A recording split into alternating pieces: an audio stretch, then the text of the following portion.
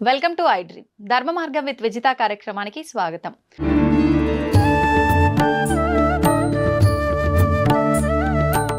అయితే ఈ మధ్య కాలంలో మనందరం కూడా సనాతన ధర్మం అనే ఒక మాటని ఎక్కువగా వింటున్నాం. అసలు సనాతన ధర్మం అంటే ఏంటి, సనాతన ధర్మంలో ఏం చెప్పబడి ఉంది, అది మనకి ఏ రకంగా ఉపయోగపడుతుంది, ఎవరికి తోచిన విధంగా వాళ్ళు చెబుతున్నారు, అసలు మేము ఏది పాటించాలి, ఏది వినటం వల్ల మాకు మంచి జరుగుతుంది, ఇలాంటి సందేహాలు ప్రతి ఒక్కరిలో ఉన్నాయి.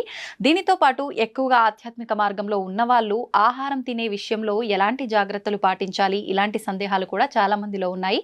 మరి ఇటువంటి సందేహాలన్నింటినీ కూడా మనం నివృత్తి చేసుకునే ప్రయత్నం చేద్దాం. ఈ విషయాలన్నీ మనకు తెలియజేయడం కోసం ప్రస్తుతం మనతో పాటు ఉన్నారు శ్రీ సంత్ సదానందగిరి 109 బాబా. ఇప్పుడు వారితో మాట్లాడి ఈ సందేహాలన్నింటినీ కూడా నివృత్తి చేసుకునే ప్రయత్నం చేద్దాం. నమస్కారం స్వామీజీ. హరి ఓం.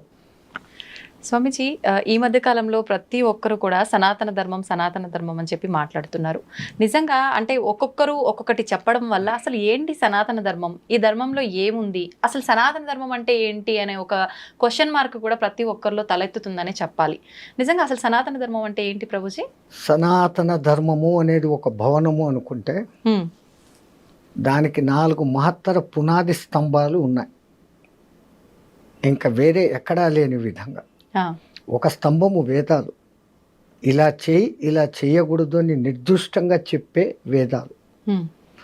రెండవది ఉపనిషత్తులు. ఈ మనుషుడు ఎవడు, జీవాత్మ పరమాత్మ అంటే ఏమిటి అనే విషయాల గురించిన బోధలు 1180 ఉండే ఉపనిషత్తులు కాలక్రమంలో లుప్తమైపోయి 108గా మిగిలినాయి. దానికి కొంతమంది ఒక తమాషా కథ చెప్తారు. రాముల వారు హనుమంతుల వారికి 1180 ఉపనిషత్తులు బోధించారు. ఆయన సూర్యుని దగ్గర విద్య నేర్చుకున్న మహానుభావుడు కాబట్టి అన్ని బుర్రలోకి ఎక్కాయి. మహాత్మా, యుగాలు మారుతాయి, ఎన్ని జనాలు బుర్రలోకి ఎక్కించుకోలేరు కదా అని అంటాడు. దాంట్లో నీకు ఇష్టం వచ్చినట్టు కొన్ని ఎన్నుకో అన్నాడు. హనుమంతుల వారు దాన్ని 108 ఉపనిషత్తుల కింద చెప్పి ఇచ్చారు. మనకు ఉన్నాయి ఇప్పుడు 108. శంకరాచార్యుల జమానా వచ్చేసరికి ఈ 108 ఉపనిషత్తులు కూడా వీళ్ళు పట్టుకోలేరు. నా ప్రస్థానత్రయంలో 10 ఉపనిషత్తులన్నా తెలుసుకున్నాడు చాలు అని ఆయన 10 ఉపనిషత్తులు పెట్టాడు. భగవద్గీత, బ్రహ్మసూత్రాలు ప్రస్థానత్రయంలో 2 అయితే 3వది దశోపనిషత్తులు. ఈ మూడిట్లో కొంచానికి కొంచెం ప్రవేశం ఉన్నవాడికే శంకరాచార్య పీఠాలలో ప్రవేశం. ఆ తర్వాత మిగతా జ్ఞానం అంతా వాళ్ళు బోధిస్తారు. అంతటి గొప్ప ఈ ఉపనిషత్తులు. అంటే ఆయన దాంట్లో గర్భోపనిషత్తు పెట్టలేదు. అది పెడితే మన వేదకాల పురుషుల శాస్త్రము ఎంత సైంటిఫికల్ అనేది తెలుస్తుంది. 108 ఉపనిషత్తులలో గర్భోపనిషత్తు అనేది ఒకటి ఉంది. అది ఆయన ఆయన పెట్టింది ఈశకేన కట ప్రశ్న ముండక మాండుక్య ఐతరేయ బృహదారణ్యక స్కందక అనే 10 ఉపనిషత్తులే పెట్టాడు. దాంట్లో బృహదారణ్యక అనేది పేరుకు తగినట్లు బృహత్ చాలా పెద్దది, చాలా చిన్నది ఓంకారం గురించి చెప్పే ఇది. నచికేతుని గురించి ఉండేది ప్రశ్నోపనిషత్తు. ఇట్లా అన్ని ఉపనిషత్తులు ఉన్నాయి. ఈ ఉపనిషత్తుల తర్వాత 18 ప్రధాన పురాణాలు. ఈ 18 పురాణాలు గుర్తు పెట్టుకునేదానికి ఒక మంచి శ్లోకం కూడా కొటేషన్గా పెట్టినారు. ఏం శ్లోకం? ప్రకారత్రయం మకారద్వయం, వకారత్రయం మకారద్వయం, అనాపకుష్కలింగాని ఏతాని 18 పురాణాన్ని అంటారు. ప్రకారత్రయం అంటే బ్రహ్మపురాణము, బ్రహ్మ వైవస్వత పురాణము, బ్రహ్మాండ పురాణము. భకారద్వయము అంటే భవిష్యత్ పురాణము, భాగవత పురాణం. వకారత్రయం అంటే వరాహ పురాణము, వాయు పురాణము, విష్ణు పురాణం. మకారద్వయము అంటే మత్స్య పురాణము, మార్కండేయ పురాణం. ఆ తర్వాత అనాపకుష్కలింగ అని అన్నాడు. ఆ అంటే అగ్ని పురాణం, నా అంటే నారద పురాణం, పా అంటే పద్మ పురాణం, అనాప. కూస్క, కు అంటే కూర్మ పురాణం, స్క అంటే స్కంద పురాణం. ఆ తర్వాత శిలింగ అని అంటాడు. శివపురాణం, లింగ పురాణం, చివరిది గరుడ పురాణం. ఆయన అది చివరిలో పెట్టేసరికి అది ఎక్కడో చదవకూడదు, సచినోళ్ళ దగ్గరనే చదవాలా. ఎవడైనా పురాణాలు చదవదలుచుకుంటే ముందు చదవాల్సింది గరుడ పురాణం. కానీ అందులో అంటే ఏ తప్పుకు ఏ శిక్ష అనేది క్లియర్ గా ఉంటుంది, అది తెలుసుకున్న కాంచి ప్రజల్లో భయం. సాక్షాత్ విష్ణుమూర్తి గరుడునికి చెప్పడంతో అది గరుడ పురాణం అని పేరు పొందింది. ఆహా. జనాలకు భయం జాస్తి కదా అవును. నరకాల గురించి. ఆ చింతనతో అది వద్దు, చచ్చిపోయిన వాళ్ళ దగ్గర చదవాల. అంతే, చేసే తప్పులు ఉన్నాయి కదా, కానీ భయం. ముందు అది చదివితే మానవుడు తప్పు లేకుండా ప్రవర్తిస్తాడుగా అవును. నరక భయానికన్నా. అవును ప్రభుజీ, అవును స్వామీజీ. అసలు దాని పేరే పురా నవం. ఎంత పాతదైతే ఎప్పటికప్పుడు నవంగా ఉంటుంది, కొత్తగా ఉంటుంది. దాని తర్వాత 4వ స్తంభము ఇతిహాస, ఇలా జరిగింది ఒకప్పుడు అని చెప్పబడినటువంటి భారత రామాయణాలు. ఇవి ఏవి చదవలేని వాడు కనీసం ఈ 2 చదివితే ఈ రెండిట్లో మొత్తం సారం ఉంది. అన్ని పురాణాల్లో ఉండేది. దాని పేరే మహాభారతం. అవును. భారతమం. ఆయన రాసినప్పుడు దాని పేరు జయ అని పుస్తకం రాసి దేవతల దగ్గరికి తీసుకెళ్ళాడు. ఓకే. నేను అన్నీ చేశాను, రాశాను, మీరంతా చూశారు, దీని కథ ఏమో చూడండి అంటే, ఇది వేదాల కన్నా గొప్పనా, ఉపనిషత్తుల కన్నా గొప్పనా అని అంటే, చూడండి అన్న. అప్పుడు ఒక తరాసు తెచ్చి తక్కడ దాంట్లో ఇది పెట్టి, ఈ దిక్కు వేదాలు ఉపనిషత్తులు అన్నీ పెడతా ఉన్నారు. అది మటుకు ఇదిగుంది. అప్పుడు ఇంద్రుడు ఆహా భారతమం అన్నాడు. భారత అనే పేరు దానికి వచ్చింది. భరతుడు పాలించినాడు, అందువల్ల ఇది భారతదేశం కాదు. ఆ ఇంగ్లీషోడు మన నెత్తిని రుద్ది పెట్టాడు. ఏ భరతుడు అనుకోవాలా? రాముని పాదుకలను పెట్టుకుని 14 ఏళ్ళు పరిపాలించిన భరతుడు ఒకడు ఉన్నాడు. తర్వాత ఋషభుని తమ్ముడు భరతుడు ఒకడు ఉన్నాడు. శకుంతల కొడుకు భరతుడు ఒకడు ఉన్నాడు. ఇంకా మన చంద్రవంశ సూర్యవంశ రాజ్యాలలో 2, 3, 4, 5 మంది భరతులు వస్తారు. అందుకు కాదు ఈ భారతదేశం వచ్చింది. భా అంటే భాస్వత, వెలుగు. వెలుగు అంటే జ్ఞానం. ఆ జ్ఞానము యందు సదా రతీయులై ఎవరు ఉంటారో వాళ్ళు భారతీయులు. ఆ భారతీయులు నివసించే దేశం భారతదేశం. ఇంత గొప్పతనం ఉన్న దేశం మనది. అందుకే ఇక్కడ సనాతన ధనం వెళ్ళి వీలేయడము, ఆ పరమాత్ముడు ఇక్కడే ఎక్కువ సార్లు జన్మ తీసుకోవడము జరుగుతుంది. రెండవది, భారతదేశ చిత్రపటం కొత్తది. ఇప్పుడు చూస్తే అది ఒక శివలింగం గుర్తులోకి ఇమిడిపోతుంది. దక్షిణ భారతదేశము, అండమాన్ నికోబార్లు, ఈ పక్క లక్షద్వీపు, పారాద్వీపులు ఉన్నాయి. ఇవన్నీ శివలింగం యొక్క పీఠం. గుజరాత్ నుంచి కలకత్తా, ఆ పక్క నాగాలాండ్ వరకు ఉండేది పానపట్టం. పైన ఉండేది శివలింగం. కాశ్మీరు శివలింగం. గంగా నది అక్కడ శివమాలయాలలో పుట్టి మనం అభిషేకం చేస్తే నీళ్లు లింగానికి చేస్తాం. పానపట్టంలో పడి అది గంగా సాగర్ దగ్గర కలకత్తాలో ఆ గంగ నీళ్లు సాగరంలో కలుస్తాను. అది పేపర్ ఉంటే మీకు డ్రాయింగ్ గీసి చూపిస్తే క్లియర్గా తెలుస్తుంది. ఇది ఇమాజిన్ చేస్తూ కూడా you can imagine it. So మిగతా ప్రపంచంలోని ఏ దేశము ఆ లింగంలోకి సెటప్ కాదు. ఒక్క భారతదేశానికే ఆ గొప్పతనం ఉంది. మరి ఇంత గొప్పదైన భారతదేశం అని పిలువబడేదానికి ఇంకొక అర్థం కూడా ఉంది. ఏంటి స్వామిజీ? సంగీతమపి సాహిత్యం సరస్వతీ కుచద్వయం ఏకమాపాత మధురం అన్యదాలోచనామృతం అంటారు. అంటే మనం పాలు తాగే బిడ్డలమైతే మనకు పాలు ఇచ్చే తల్లి సరస్వతి. ఆ తల్లి ఒక స్తనపు పాలు సాహిత్యం అంట, సత్హితం. ఆ సాహిత్యం చదువుతున్నంతసేపు ఆనందం, చదివి పక్కన పెట్టేసి దాని గురించి ఆలోచన చేసిన ఆనందం. సుఖము సంతోషం కాదు, ఆనందం. సుఖము సంతోషం మనకు వస్తాండాయి పోతాండాయి, కానీ మనం ఆనందం అనుభవించడం లేదు. సంతోషం అంటేనే ఆనందం అని భావిస్తున్నాను స్వామీజీ. సంతోషానికి ఆపోజిట్ వర్డ్ దుఃఖం పక్కనే ఉందా? సుఖ దుఃఖాలు అంటున్నారు.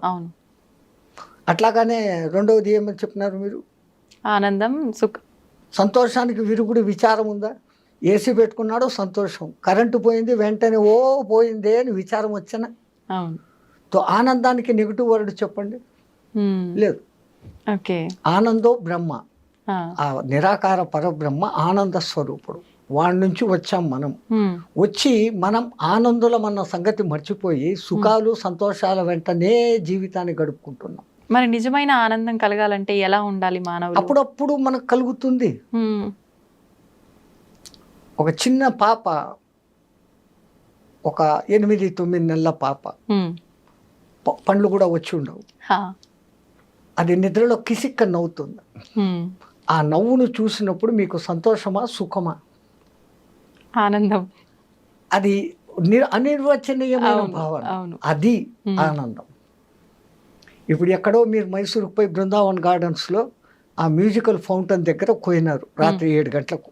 ఆ లైటుకు సంగీతానికి తగినట్లుగా ఆ ఫౌంటైన్లు ఆడుతూ ఉంటే అప్పుడు మీకు సంతోషమా, సుఖమా? సంతోషంగా అనిపిస్తుంది, ఆనందం. అంటే మళ్ళీ ఇంకొక అద్భుతం ఏదైనా చూసే వరకే ఉంటుంది కదా స్వామీజీ, ఆ సంతోషము అదంతా కూడా. కూడా ఒక్కసారి నిజంగా మైసూరు పోయి చూసి వచ్చి ఇప్పుడు ఇక్కడ కళ్ళు మూసుకుంటే మీ కళ్ళ ముందు ఆ దృశ్యం మళ్ళీ కనపడుతుందా లేదా? కనిపిస్తుంది. శివునికి ఒక్కడికే 3వ కన్ను కాదు తల్లి, మనకు కూడా ఉంది. మనం దాన్ని నేను నేను అనుకుంటే మూసి పెట్టేస్తున్నాను. Okay okay. ఈ నేను వదిలి మనము అన్న భావనలోకి వస్తే మనము నిజమైన ఈ మనము కాదు. ఆ భావనలోకి వచ్చినప్పుడు ఆ కన్ను తెరుచుకుంటే విశ్వమంతా ఆనందమయం. తో సాహిత్యానికి ఆ శక్తి ఉంటే సంగీతానికి ఇంకా గొప్ప శక్తి ఉంది. మంచి వేణునాదము, మంచి మృదంగనాదము, మంచి వీణానాదము ఈ వింటూ ఉన్నప్పుడు మీకు తెలియకుండా ఇన్వాలంటరీగా మీ చెయ్యో తలో కాలో ఆడుతుంది. అవును. అంత మంచి సంగీతానికి 3 లక్షణాలు ఉంటేనే. ఆ దిక్కుమాలిన విదేశీ డ్రమ్ మ్యూజిక్ కాదు, అది గుంటకాయలు డమాల్ డమాల్ అంటది. అవును అవును. వెక్స్ వస్తుంది, ఇయర్ డ్రమ్స్ పగిలిపోతాయి. అవును. కానీ మన సంగీతానికి తను డోలే మను డోలే కోను బజాయే రే ఓ బాసురియా అని ఇట్లా ఇట్లా అని ఊగుతాం, ఇన్వాల్వ్ అయిపోతాం తెలియకుండానే. అవును. కనీసం కాలో చెయ్యో ఏదో ఒకటి ఆడుతుంది అంతే. మరి ఆ సంగీతానికి ఆ శక్తి వచ్చేదానికి 3 లక్షణాలు ఉండాలి. ఏంటవి? ఆ సంగీతం భావయుక్తంగా ఉండాలా, సరి అయిన రాగయుక్తంగా ఉండాలి. భైరవి రాగము, శంకరాభరణ రాగము, ఏ రాగంలో పడితే ఆ ఇది వస్తుంది అనేది తెలిసి ఉండాలి. ఓకే. భావం బాగుండాలా, రాగం బాగుండాలా, ఈ 2 బాగుంటే సరిపోదు. దానికి తగిన తాళం ఉండాలి. ఈ భావ రాగ తాళాల మొదటి అక్షరాలే భారత. అందుకే ఆ తల్లి సరస్వతి పేరు కూడా భారతి. అంత గొప్ప దేశంలో మనం మానవ జన్మ ఎత్తడమే ఒక గొప్పతనం. అంటే ఆ జన్మ ఈ భారతదేశంలో జరగడం అనేది ఎన్ని జన్మల పుణ్యం చేసుకుంటే కలిగింది. అది దిక్కుమాలినట్లు నేనేదో పాపిని అనుకోవడం కాదు. ఎంతో పుణ్యం చేసుకుంటే ఇక్కడ పుట్టాం, ఛాన్స్ ఇచ్చాడు ఆయన. ఈ జన్మను మనం పూర్తిగా తరింపజేసుకోవాలి. అట్లా రామాయణ భారతాలు ఇంట్లో పెట్టుకోరా, నువ్వు చదవకపోతే ఇంట్లో భారత రామాయణాలు పెట్టుకోని పథకాలం వాళ్ళు ఎందుకు చెప్పేవాడు అంటే, ఏదో ఒక దినం దుమ్ము దులుపుతూ ఒక పేరు చదువుతావు, అర్థమవుతుంది. అవును. అంత అర్థంతో చెప్పారు. భారత చరిత్ర అంటే మన భారత చరిత్ర. కురుక్షేత్రం ఎక్కడో లేదు, మన మనోక్షేత్రమే కురుక్షేత్రం. అంతే. మనలో ఉన్న దుష్ట భావనలే కౌరవులు, మనలో ఉన్న సద్భావనలే పాండవులు. సద్భావనలు ఉన్నప్పుడు పరమాత్ముడు మన వైపుకు ఉంటాడు, దుష్టభావనలు ఉన్నప్పుడు ఆ పైపై పోడు. అదే కురుక్షేత్ర రణం. ఇప్పుడు మానవ జన్మ తీసుకున్నాము అంటే మీరు అన్నారు ఇందాక, నేను పాపిని అని చెప్పి ఆ భ్రమలోనే ఉంటుంటారు అని చెప్పి. నిజంగా అసలు ఒక జన్మ తీసుకున్నాను, ఇప్పుడు నేను ఒక భూమిపైకి వచ్చి ఒక జన్మ తీసుకున్నాను అని అంటే నేను అసలు పుట్టిన దానికి అర్థం ఏంటి అనేది నాకు నిజంగా ఎలా తెలుస్తుంది స్వామీజీ? ఇప్పుడు పుట్టిన దగ్గర నుంచి తల్లిదండ్రులు, తర్వాత కొంచెం పెద్దగా అవుతాము, చదువులు, బాధ్యతలు, తర్వాత పెళ్లి, పిల్లలు, మళ్ళీ ఒక కుటుంబం ఏర్పడుతుంది, వీటిల్లోనే కొట్టుమిట్టాడుతూ ఉంటాం. అసలు నా జన్మకు అర్థం ఏంటి అని అంటే ఏంటి అని చెప్పొచ్చు? ఎలా తెలుసు? అద్దంలో చూసుకొని ఇట్లా అట్లా అనుకోకుండా ఈ అద్దంలో కనపడుతున్న నేను అని పిలువబడుతున్న వాడిని ఎవడిని చిన్నప్పటి నుంచి తల్లిదండ్రులు సునీత, సీత, రామయ్య, సుబ్బయ్య అని వాడిని పేర్లు పెట్టి పిలుస్తూ ఉంటే విని విని విని నా పేరు ఇది అనుకుంటున్నాడు జీవాత్మ. అవును. అక్కడి నుంచి వాడు భ్రమలో పడి నాకు అది కావాలా, నాకు ఇది కావాలా అని మొదలు పెడతాడు. నాది, నా వాళ్ళు అన్నది మమకారం, నాది అన్నప్పుడు అహంకారం. ఈ 2 వచ్చి కూర్చుంటాయి. ఈ రెండింటిని తోలేసి నిన్ను నువ్వు గుర్తించుకొని ఎందుకు ఈ జన్మలోకి వచ్చాను, దీన్ని మళ్ళీ పునర్జన్మ అనేది లేకుండా ఈ జన్మనే కడసారి జన్మం చేసుకునే ప్రయత్నం చేయాలి అనే దానికి అవకాశం ఇచ్చేదానికే పరమాత్ముడు మనకు ఇంతకుముందు జన్మల్లో చేసిన పాప ఫలితాల పుణ్య ఫలితాలకు కొన్ని యమలోకంలో శిక్షలు, స్వర్గంలోకంలో ఆనందాలు ఇచ్చి మిగతా బ్యాలెన్స్ ఇక్కడ నువ్వు అనుభవించు. అట్ ది సేమ్ టైం ఇవి కాదు, నేను ఈ జన్మలు ఎన్ని ఎత్తుతాను ఎన్ని పోతా ఉన్నాను, కావలసింది నాకు ఆ మోక్షము అనే ముక్తి అనే విషయానికి పోవాలా అని మన పెద్దవాళ్ళు చెప్తారు. మరి పూర్వజన్మలు మనకు గుర్తులేవు, రాబోయే జన్మలు గుర్తులేవు. అవును, అసలు అవి ఉన్నాయా లేవా అని చాలా మంది విపరీతంగా అంటారు. కొంపదీసి పరమాత్ముడు మనకు పూర్వజన్మ జ్ఞానము భవిష్యత్ జన్మ జ్ఞానము ఇచ్చాడు అంటే ఈ జన్మ కర్తవ్యాలు మనం ఏమన్నా చేయగలమా? అసలు అదే ఆలోచిస్తూ ఉండిపోతాం. 24 గంటలు ఆ ఆలోచనే. అవును, 12 గంటలు గత జన్మ గురించి, 12 గంటలు రాబోయే జన్మ గురించి. అంతే. మళ్ళీ ఈ వర్తమానాన్ని నువ్వు ఏం చేసుకున్నావు? నీ చేతులారా నువ్వు పాడు చేసుకున్నావు. అందుకని పరమాత్ముడు మనకు ఆ మాయ కల్పించి ఉన్నాయి అన్న సూచన ఇస్తాడు. అది వేదంలో రాయబడి ఉంది. క్షీణే కర్మ పునర్జన్మతి. పుణ్యాలు నశించినా స్వర్గం నుంచి కూడా తరిమేస్తాడు. స్వర్గ సుఖాలు ఏముంది? ఒకటే 24 ఏళ్ల వయసు, ఎక్కడ చూసినా పూలు చెట్లు ఆనందం, ఆకలి లేదు. ఎన్నాళ్ళది బోర్ జన్మ. ఆఖడికి వాడికే పిచ్చి పెట్టి నేనే పోతాను రా అంటాడు. అట్లాగనే నరకంలో హింసలు. కానీ అసలైన హింస ఆ కర్మలన్నింటినీ మళ్ళీ ఇక్కడ నువ్వు అనుభవించేదానికి పంపిస్తాడు. మనం ఏ ఇత్తనం నాటితే ఆ పండే వస్తుంది కదా తల్లి. అవును స్వామిజీ. అట్లాగనే మనం ఏం చేస్తామో అదే రిటర్న్ వస్తుంది. ఆ రిటర్న్ రావడం ఎక్కువ రావచ్చు, తక్కువ రావచ్చు, తొందరగా రావచ్చు, లేటుగా రావచ్చు. ఒక చిన్న ఉదాహరణ కథ. ఒక ఊర్లో 2 మిత్రులు చాలా క్లోజ్. ఒక ఆయన ఏమో బెల్లం వ్యాపారం చేస్తాడు, ఒక ఆయన ఏమో జొన్నల వ్యాపారం చేస్తాడు. ఈ బెల్లం వ్యాపారి కనింగ్ ఫెలో. తన సొంత అత్తమామలు వచ్చినా అమ్మ నాన్నలు వచ్చినా కానీ తూకంలో మోసం చేసి అమ్మేది వానికి జన్మ తక్ వాటిలో పేరుకుపోయింది. జొన్నల వ్యాపారి నికార్సు, ఏదో తనకు వచ్చే లాభాన్ని చూసుకుంటాడు. బెల్లం వ్యాపారికి లాభం వస్తుంది, వాడు లాభంతో తృప్తి పడకుండా అధిక లాభానికి తూకంలో మోసం చేసేవాడు. దురాశ అక్కడ ఉంది. తూకంలో మోసం చేసేవాడు. ఒకసారి ఈ జొన్నల వ్యాపారికి బెల్లం అవసరమైంది. ఈయన దగ్గరికి వచ్చాడు. 1 కేజీ బెల్లం మీరా ఎంత అన్న, ఇంత అన్న డబ్బులు ఇచ్చాడు. వీడు స్నేహితుడు అని కూడా చూడకుండా ఆ తూకం రాయి కింద ఇంకెందో పెట్టి 900 గ్రాముల ముద్ద ఇదరా అని ఇచ్చాడు. ఆడ తీసుకెళ్ళిపోయాడు. ఆయన పోయిన కొంచెం సేపటికి ఈ బెల్లం వ్యాపారి భార్య, కోళ్లకు జొన్నలు అయిపోయినాయి, నువ్వు వెళ్ళి తీసుకురాపో మీ వాడి దగ్గర. ఈయన కొడుకును షాప్లో కూర్చోపెట్టి సంచి తీసుకుని ఆడికిపోయినాడు. మరి 1 కేజీ జొన్నలు లేరా ఎంత, ఇంత ఇచ్చాడు. ఈయన లోపలికి పోయి సంచిలో జొన్నలు తెచ్చి ఇచ్చాడు. వీడికి కనింగ్ ఫెలో కదా, ఆ చేతిలో పట్టుకోగానే ఇదేమో కేజీ ఉన్నట్లు లేదే అనే డౌట్ వచ్చింది. ఒక దిక్కు స్నేహితుడు మంచోడు, వాడు మోసం చేయనోడు అని తెలుసు, నేను మోసగాడన్న సంగతి వీనికి తెలుసు. అయినా డౌట్ వచ్చింది. వాడి బుద్ధ లాంటిది కాబట్టి. దారిలో పోతా ఒక ఎలక్ట్రానిక్ తూనిక మిషన్ ఉంటే అక్కడ పోయి చూశాడు. 900 గ్రాములు ఉంది. అన్న అని మళ్ళీ ఇంకో 2-3 తీసుకొని వాడి దగ్గరికి పోయినాడు. నువ్వెంతో నిజాయితీ పరుడు అని అందరూ చెప్తారు, స్నేహితుడిని, ప్రాణ స్నేహితుడిని నన్నే మోసం చేస్తావా, ఏమైందిరా? ఏ 900 గ్రాములే ఉంది. నా తప్పేం లేదు, నువ్వు వచ్చి జొన్నలు అడిగే సమయానికి నా కేజీ రాయి కనపడలే. ఇంతకు ముందే నీ దగ్గర బెల్లం తెచ్చుకున్నా కదా, కేజీ బెల్లము. ఆ బెల్లం నాడపెట్టి తూకం వేసి ఇచ్చిన, నువ్వు ఇచ్చిన కేజీ నీకు ఇచ్చినాను. ఇప్పుడు వీడు తేలు పుట్టినా అంతే, తో జో గియా ఓ భరేగా. కరెక్ట్ గా ఎలా బుద్ధి చెప్పాలో అలా బుద్ధి చెప్పాడు. బుద్ధి చెప్పాల్సిన పనిలే, వీడు చెప్పలే. వీడికి నేను మోసపోయాను, బెల్లంలో నాకు తక్కువ ఉందన్న సంగతి తెలుసు. వాడు నిజాయితీ పరుడు. అవును అడిగి తెల్లే. ఆడిచ్చిన బెల్లం వానికి ఇచ్చాడు తూకం.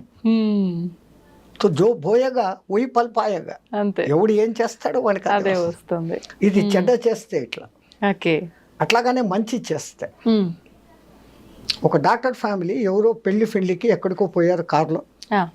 పెళ్ళి అయిపోయింది, రిటర్న్ వస్తాను. రాత్రి 7:30, 8 అప్పుడు వాళ్ళ కారు నడి రోడ్లో జంగల్ మధ్యలో చెడిపోయింది. ఓకే, ఆగిపోయింది. వచ్చే కార్లను పోయే కార్లను ఆపుతూ ఉండరు, ఒకడు ఆగడం. 9 అయింది, 10 అయింది. వీళ్ళకు భయం, ఈ అడవిలో నుంచి ఏ జంతువులు వచ్చి చంపుతాయో, ఏం చేయాలా అంటున్నప్పుడు ఒక సైకిల్ మోటార్ వచ్చి వెళ్ళిపోకుండా వాడంతా వీళ్ళు ఆపకుండానే ఆపారు. ఏంటమ్మా ఇంత రాత్రి ఇక్కడ ఆగారంటే మా కారు చెడిపోయింది. మీ అదృష్టం, నేను మెకానిక్ను, బాయ్నెట్ ఎత్తండి అన్నాడు. బ్యాగ్లో ఉన్న తన టూల్ బ్యాగ్స్ తీసుకున్నాడు. ఒక అరగంట పోరాడి దాన్ని రిపేర్ చేసి రెడీ చేశాడు. వీళ్ళు నాయనా మా ప్రాణాలు కాపాడావు, నీకెంత రిపేర్ ఛార్జ్ అందో చెప్పు, దానికి 2 ఇస్తామని. నేను మెకానిజం చేశా, నా షాపుకి వచ్చి చేస్తే నేను ఛార్జ్ తీసుకుంటా. ఆపదలో ఉన్నవాడిని దగ్గర నేను పైసా తీసుకోను, ఇది మానవుడిగా చేసిన సాయం, దీంట్లో నేను డబ్బులు తీసుకోను అన్నాడు. అటు బండి వేసుకొని వెళ్ళిపోయాడు, వీళ్ళు వెళ్ళిపోయారు. ఓ 4 years ఈ డాక్టర్లు ఇంకా ఫేమస్ అయిపోయినారు. ఒకరోజు ఒక క్రిటికల్ కేసు వచ్చింది. వాళ్ళు ఆ కేసును చూడంగానే కనుక్కున్నారు, మాకు రిపేర్ చేసిన మెకానిక్ ఈడే అని. ఆయనకి యాక్సిడెంట్ అయ్యి తల ఛిద్రం అయిపోయాడు, బతికే ఛాన్సులు లేవు. వేరే హాస్పిటల్కి తీసుకుపోతే మేము చేయమని అంటే ఇక్కడికి తీసుకుని వచ్చాడు. వీళ్ళు మంచి ఫేమస్ కదా. వాళ్ళు చూసి వాళ్ళ శక్తులు అన్నీ ఉపయోగించి కోమాలోకి ఇంకా చచ్చిపోయినాడు అనుకున్న వాడిని ఎట్లాగో అట్లా లేక బతికిచ్చారు. ఒక 4 నెలల తర్వాత ఆయనకి మంచి స్పృహ వచ్చింది, బాగైంది ఆరోగ్యం. నన్ను ఇంత బాగా చేసిన ఆ డాక్టర్లను చూడాలా, నేను మెకానిక్గా బాగా లక్షలు సంపాదించుకున్నా, వాళ్ళు ఎంత ఫీజు అడుగుతారు, నన్ను ఇన్ని రోజులు ఐక్యూలో పెట్టిరి, అది చేసిరి ఇది చేసిరి, ఇన్ని ఆపరేషన్లు చేసిరి, అసలు మళ్ళీ మనిషిని మామూలు చేసిరి. నా దగ్గర ఉన్నదంతా ఇచ్చి వాళ్ళ రుణం తీసుకోవాలా, వాళ్ళని ఒకసారి చూడాలా. వాళ్ళు 2 వచ్చారు. అయ్యా మీ ఫీజు ఎంత అయిందో చెప్పండి, దానికి డబుల్ నేను ఇస్తాను, నా ప్రాణాన్ని నిలబెట్టారు. నువ్వు చెప్పిన మాటలు గుర్తుండయా అన్నాడు. మీరెవరు అన్నాడు. 4 ఏళ్ల కింద ఆ కారులో అడవిలో మేము ఉంటే మమ్మల్ని కాపాడావు, ఇప్పుడు మేము డాక్టర్లమే, కానీ ఆపద సమయంలో ఉన్న నిన్ను మమ్మల్ని నువ్వు కాపాడావు, ఇప్పుడు నేను మిమ్మల్ని కాపాడా, మీ దగ్గర నేను 1 పైసా తీసుకోను అన్నాడు. కర్మ ఫలాలు అంతే.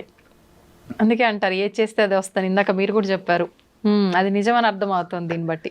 ఇంకొక తమాషా కథ, ఇది నా కథలు కావు. వృత్తిలో పోలీస్ డిపార్ట్మెంట్లో ఉన్న ఒక మనిషి ఈ పిరమిడ్ సొసైటీలో ధ్యానంలోకి దిగినాక చెప్పిన మనిషి. ఆ మహానుభావుడు ఇప్పుడు Tirupati SP, superintendent of police. Okay okay. ఆయనలో ఈ ఆధ్యాత్మికత ఉంది. ఆయన చెప్పిన 3వ కథ బాగా మంచి, ఈ కంప్యూటర్ ఇంజనీరింగ్లో తెలిసిన వాళ్ళు పెళ్లి చేసుకున్నారు. 2 నెలలే అయింది పెళ్ళి. ఒక దినం రాత్రి భోంచేస్తా ఉంటే ఒక దీనమైన గొంతు, గతి లేని పరిస్థితుల్లో అడుగుతున్నాను, నాకు ముందు ఇంత అన్నం పెట్టండి అని. భర్త ఇట్లా కిటికీలోంచి చూస్తున్నాడు, ఎత్తుగా చూడంగా బాగున్నాడు మనిషి. ఈమె వెంటనే ప్లేట్లో నుంచి అన్నీ వడ్డిస్తాను. దేనికి అన్నాడు. ఆయన అంత ఇదిగా అడిగాడు కదా, ఆ గొంతు ఎంత దీనంగా ఉంది, పోయేస్తాను. గొంతు దీనంగా ఉంది, మనిషి ఎట్లుంటాడో చూసావా, దున్నపోతలాగా ఉన్నాడు, పని చేసుకొని పోతకుండా ఆయనకి తిండి పెడతావా, పెట్టమాక. ఈ మాటలు ఆయనకి వినపడతాడు. వాడు అభిమానం ఉన్నవాడు, చచ్చినా ఇంకా అడగకూడదు అని చెప్పేసి వెళ్ళిపోయాడు. కానీ వీళ్ళిద్దరి మధ్య గొడవ మొదలైంది. లావా సన్నమా కాదు, ఆకలి అన్నాడు, ఆయనకు పెట్టాలి కదా, మనకేమన్నా తక్కువనా, నీకు 1,00,000 జీతం నాకు 1,00,000 జీతము అంటే డాట్ బుట్ ఈ మాట పెరిగి మరుసదినం పొద్దునికంతా ఇద్దరు విడాకులు తీసుకునే సిద్ధమైపోయినా. ఇంత చిన్నదానికి తీసుకున్నారు కూడా. ఈయన ఊరు వదిలి వేరే ఊరికి వెళ్ళిపోయినాడు, ఆమె వేరే ఊరికి ట్రాన్స్ఫర్ చేయించుకునేది ఉద్యోగం. ఒక 6-7 months 8 months తర్వాత ఆమె ఇంకో పనిచేస్తున్న ఆఫీసులోకి ఒక పై ఆఫీసర్ ప్రమోట్ అయ్యి వచ్చాడు. ఆమెకు కొంచెం లింక్ కుదిరింది. వాళ్ళిద్దరూ పెళ్లి చేసుకున్నారు. ఓకే. ఆ కొత్త వచ్చిన ఆఫీసరు ఈ ఈమె. అమ్మాయి పెళ్లి చేసుకున్నారు. ఆ పెళ్ళైన 2 నెలలకి ఇళ్ళు భోంచేస్తా అంటే మళ్ళీ ఒక దీనమైన గొంతు వినపడింది, అమ్మా భౌతి భిక్షాం దేహి అని. ఆ వెంటనే ఆ మొగుడు అన్నాడు, మనం రోజు తింటానే ఉన్నాం, ఫ్రిడ్జ్లో ఉండేది ఏదో ఇంత తింటాము, ముందు మన 2 ప్లేట్లలో ఉండేది ముందు ఆయన కడుపు నిండా పెట్టు అన్నాం. ఆ మొగుడు చూస్తే అట్లా, ఈ కొత్త మొగుడు ఇట్లా, దేవుడు నాకు సరైనది ఇచ్చాడు, వాడిని పంపించేశాడు, మంచిదైంది అని అనుకొని సంతోషంగా అంతా కట్టి తీసుకొని పోయి వేసేటప్పుడు వాడి ముఖం చూసింది.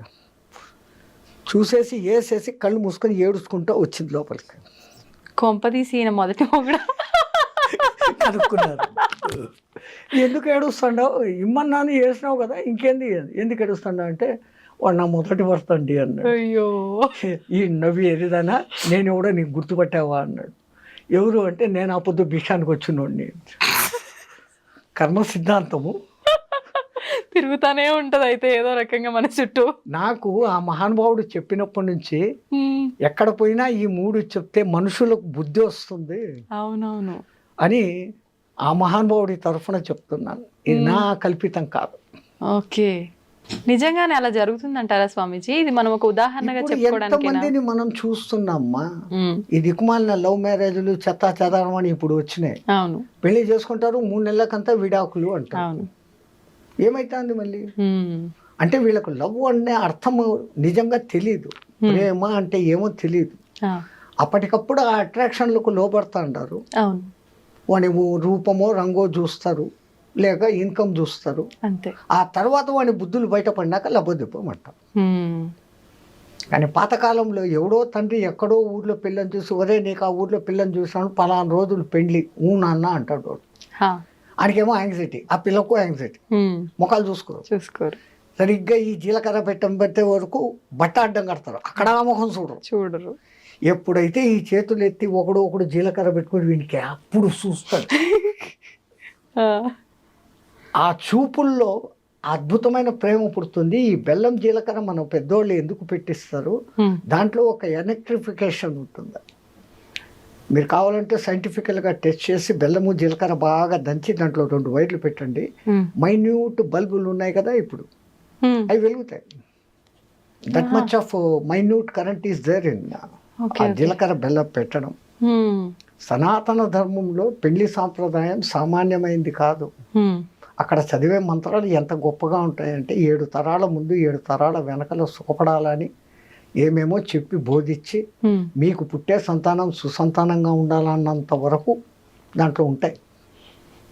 5 రోజుల పెళ్లి 7 రోజుల పెళ్లి అని చేసేవాడు. ఎప్పుడైతే ఈ చెయ్యి ఇక్కడ ఆ చెయ్యి అక్కడ పడుతుందో, శాస్త్రారం నుంచి ఈయన కరెంటు ఆమెకు, ఆయన కరెంటు ఈమెకు వస్తుంది. వాళ్ళిద్దరి మధ్య ఈ కొత్తదనం పోవాలా అని అదేందో బంతే ఆట, ఆ ఉంగరాలు బిందెలో వేసి ఆ కాళ్ళు తొక్కుడు, అది ఏందేందో చేస్తారు. ఈ సాంప్రదాయం అంతా ముందు నుంచే ఉందా గురూజీ? ఈ మాంగళ్యం తంతు అనేది ఈ మధ్య వచ్చింది.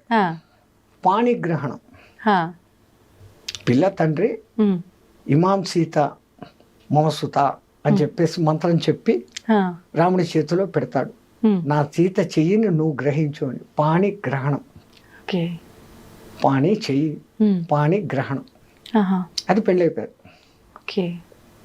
ఆ తర్వాత అగ్ని చుట్టూ 7 సప్తపది నడిపిస్తారు. 7 అడుగులు కలిసి నడుస్తే వాడు వీడైతాడు అనేది కాదు. 7 జన్మల బంధం మీ మధ్య ఏర్పడుగాక అనే దానికి 7 చుట్లు అగ్ని సాక్షిగా అది చూపిస్తాం. అప్పటి కాలంలో మీరు అన్నట్టుగా, అంటే మా తాతలు అమ్మమ్మలు ఆ కాలం నాటి వాళ్ళైతే ఇప్పటికీ అలా కలిసిమెలిసి ఉండే వాళ్ళు ఉన్నారు, మంచిగా చిలుక గోరెంక లెక్క, ఎంత పెద్దవాళ్ళు అయినా సరే వయసులో. కానీ ఈ తరం వాళ్ళు మీరు అన్నట్టుగా ఆ పెళ్లి బంధాన్ని ఎంత చేయాల్సిన విధంగా చేసినా కూడా ఎందుకని కలిసి ఉండలేకపోతున్నారంటారు? ప్రాబ్లం. పాతకాలంలో ఆ యుగో లేదు. రెండవది, వాళ్ళు నా వాళ్ళు, నేను వాళ్ళకు కష్టపడి పెడుతున్నాను అన్న భావన వాళ్ళలో ఏ మూల ఉండేది కాదు. మీరు అన్నట్లు పాతకాలంలో అందరికీ ఆవులు ఉండేటి, లేదా గొర్రెలో బర్రెలో ఉండేటి. అవును. ఆ మహాతల్లి ఆ టయానికి లేచేసి వాటి ముందు పశువులు చాలా శుభ్రం చేసి, ఇంటి ముందు కళ్ళాపి చల్లి ముగ్గులేసి, ఆ రోజు చేయాల్సిన టిఫిన్కు ఇడ్లీ రుబ్బాలంటే రుబ్బి అవును. ఇడ్లీలు పొయ్యిలో కాల్చి చేసి, ఈ గ్యాసులు బోసులు గ్యాసులు లేవు. లేవు. అవును. ఆ పొగ కంట మస్ట అన్నిటినీ భరిస్తూ ఆ బయట వంట పాత్రలు, బయట వంట చేసే పొయ్యి వంట బయట పొగ ఇంట్లో పారాకూడదని ఇంటి బయట వంట ఉంటుంది.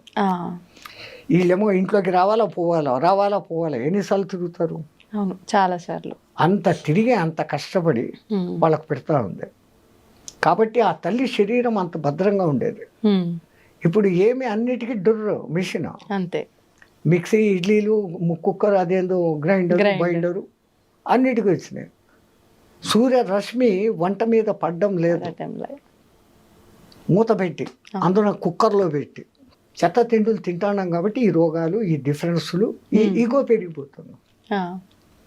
మనం తినే ఆహారమే మన మనస్సు. సాత్విక ఆహారం తిన్నోడు సాత్విక లక్షణాలతో ఉంటాడు. వాళ్ళు ఎంత ప్రేమగా వడ్డించి